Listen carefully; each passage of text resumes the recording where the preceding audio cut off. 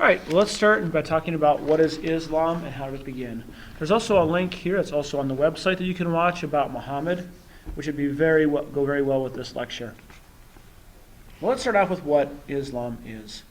To understand Islam, really you have to understand one fundamental principle more than anything else.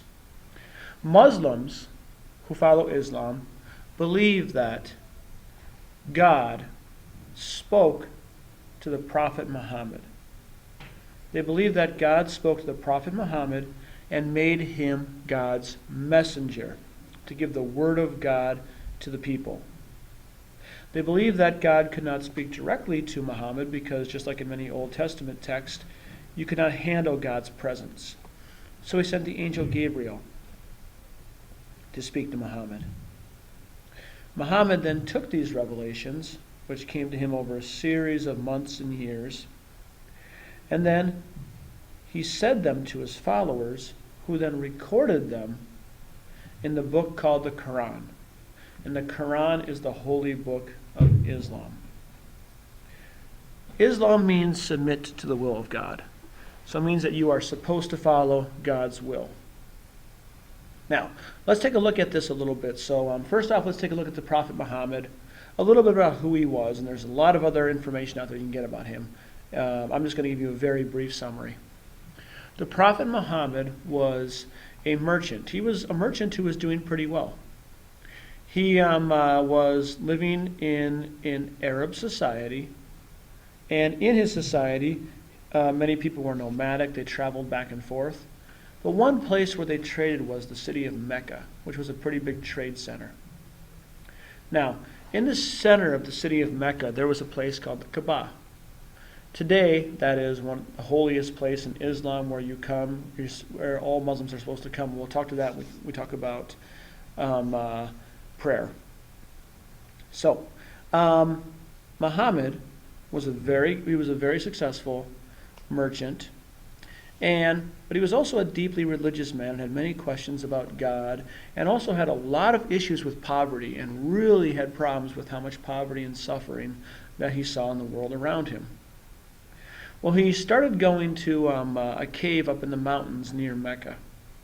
And when he went there one day, he was deep into meditation, and he felt God's presence near him, and he felt almost like an angel was holding him. It just totally engulfed him, and was so consuming. This is when the first series of revelations came to him, where Muhammad heard a voice that told him to read. Muhammad's reaction to this, as you'll see in the video, was that he didn't know how to read. And the voice told him 3 times, "Iqra," read. Finally, the 3rd time, Muhammad said, "What should I read?" Now, this is really important because Muslims believe that Muhammad could not read and could not write. So therefore, he didn't have, he couldn't have read the old works of the Old Testament or anything and then just use that to make the Quran. They believe that this was given to him from the angel Gabriel, was directly the word of God. It really scared him at first when this revelation happened. His wife Khadijah comforted him, and many months passed until he got his next revelation. But after he had these revelations, he started speaking about them and started speaking about how there was only one God.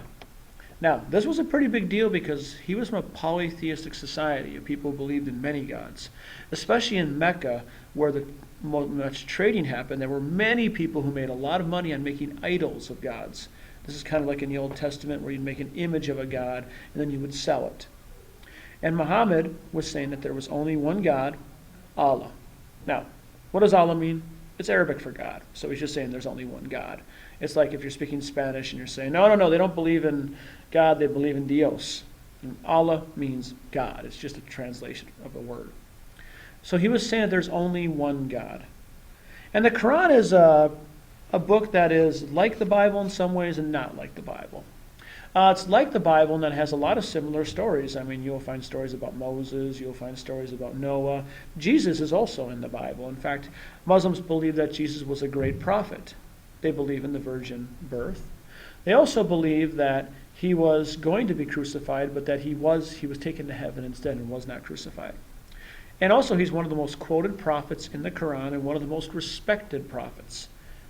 But Muslims would say that the most important prophet would be Muhammad because he was the direct messenger of God's will. All right, so Muhammad then spread this word, and this becomes the beginning of the Islamic faith. All this, by the way, does not take place in West Africa. We're getting away from West Africa. I should have mentioned that before. This takes place in Saudi Arabia, and then will spread into Africa. Well, let's talk about the 5 pillars of Islam. These are basically like the 5 demands that are made of the followers of Islam, which you are supposed to follow. Most Muslims, they do their best to follow them. Do they make mistakes and errors? Of course they do. And Muslims are just like Christians, that some follow these very strictly and some kind of follow them. You know, like some Christians don't go to church every Sunday. Not every Muslim prays the exact same way they're supposed to. So let's talk about the 5 pillars of Islam. Number 1 would be faith. This is the declaration of faith, and it's expressed in the following words. So the first one is that you believe that there is no God worthy of worship except for your God, and that Muhammad is the messenger. So that is one of the pillars of Islam to believe in. The second is prayer. And Muslims perform prayers which must be done, also called the salat, and these should be done 5 times a day. For example, I have a couple friends who are Muslims who I talk with quite regularly. I have one who I've never seen him pray 5 times a day. I've never seen it. Maybe he's done it sometimes, but I haven't seen it. And I have another friend where he prays 5 times a day, every day, whenever he can. If he's over at my house, he'll go to the room. He brings his prayer rug with him, and goes down and prays on his knees 5 times a day. So Muslims are just like Christians. They vary in how they follow these. The next would be the zakat. Every Muslim is supposed to set aside a percentage of his or her money for those in need. So zakat is basically giving, and that means giving to the poor. The fast, and this is most seen in the month of Ramadan. This would be abstaining from food, drink, and sexual relations for 1 month. Now, when we say food and drink, that means during the sunlight. So when the sun is out, you don't eat or drink. I actually think drinking would be the tougher one. And then you can eat at night, so obviously you don't starve. But Ramadan's actually a pretty cool thing in some ways because, especially like in a Muslim country, what will happen is the whole family wakes up in the morning and has a big, huge meal before the sun comes up.